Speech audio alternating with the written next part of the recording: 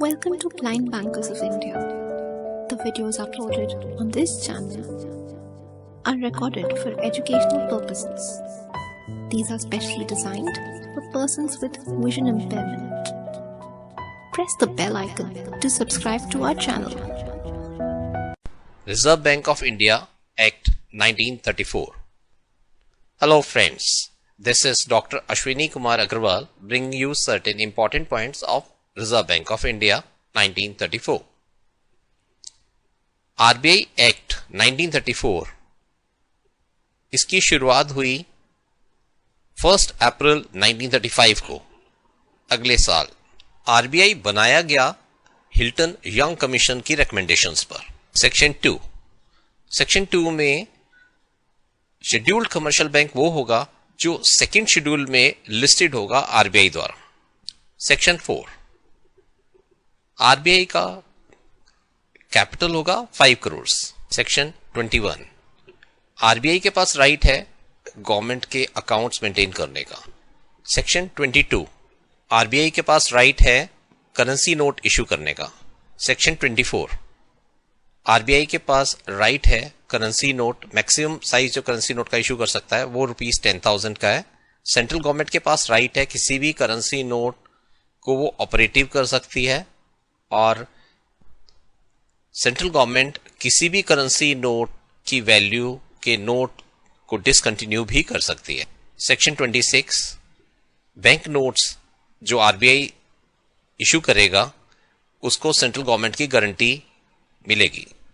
RBI द्वारा issue करे गए bank notes legal tender money हो गए। लीगल टेंडर मनी का अर्थ है कि कोई भी किसी अकाउंट या पेमेंट को सेटल करने के लिए इस पैसे को लेने से मना नहीं कर सकता। सेक्शन 27 आरबीआई ऐसे करेंसी नोट्स जो स्पॉइल हो गए हैं, टॉर्न हैं, उनको दोबारा इशू नहीं कर सकता। सेक्शन 28 आरबीआई रूल्स सेट करेगा पुराने नोट वापस करने के लिए, सॉइल्ड नोट्स या म्यूटिलेटेड नोट्स की क्या पॉलिसी रहेगी एक्सचेंज की। सेक्शन 29 स्टैंप ड्यूटी एग्जम्प्टेड है आरबीआई द्वारा इशूड करेंसी नोट्स पर।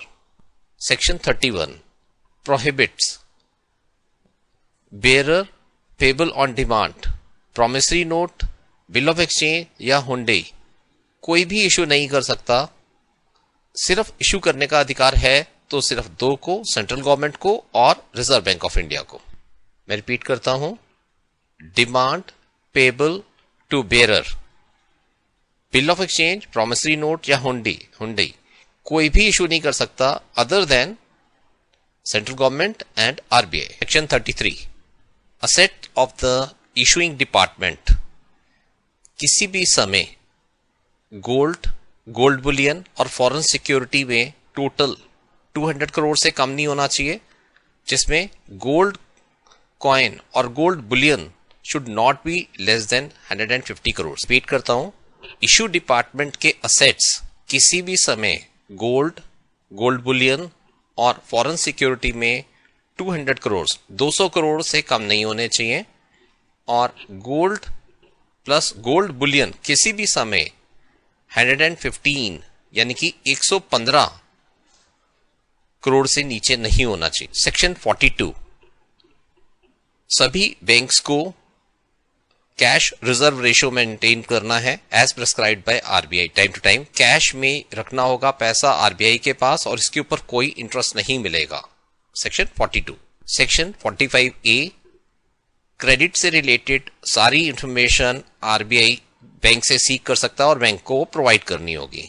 सेक्शन 45C के अंदर लिस्ट ऑफ दोज बोरोअर्स जिनकी बोरोइंग्स 10 लाख या उससे ज्यादा है एंड अनसिक्योर्ड बोरिंग 5 लाख या उससे ज्यादा है, उसकी लिस्ट आरबीआई को प्रोवाइड करनी होती है। आरबीआई सभी बैंक से इंफॉर्मेशन कलेक्ट करता है doubtful suit filed cases 100 lakhs and above, 1 crore and above के, और इसको कंपाइल करके सभी बैंक्स के साथ वापस शेयर करता है।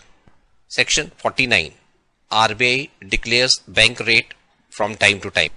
CRR cash reserve ratio from 1st April 2007 from 1 April 2007 minimum और मैक्सिमम CRR की लिमिट हटा दी गई है।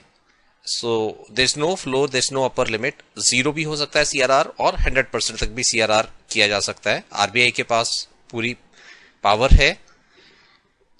और CRR इज सर्टेन परसेंटेज जो NTDL net time and demand liabilities का परसेंटेज मेंटेन करना होता है।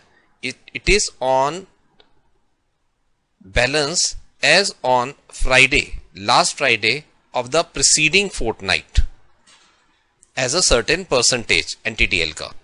फ्रेंड्स, एक सर्टेन प्रिस्क्राइब्ड लिमिट रहती है CRR का which has to be maintained with RBI। अगर उस लिमिट से नीचे जाता है तो पेनल्टी लगती है, bank rate plus 3% for the day जिस दिन वो प्रिस्क्राइब्ड लिमिट से कम हो जाती है CRR की वैल्यू।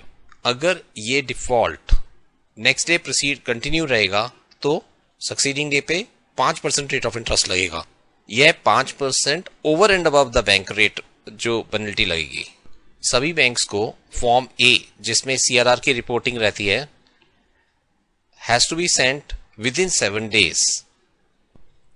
फॉर्म A के final details have to be sent within 20 days।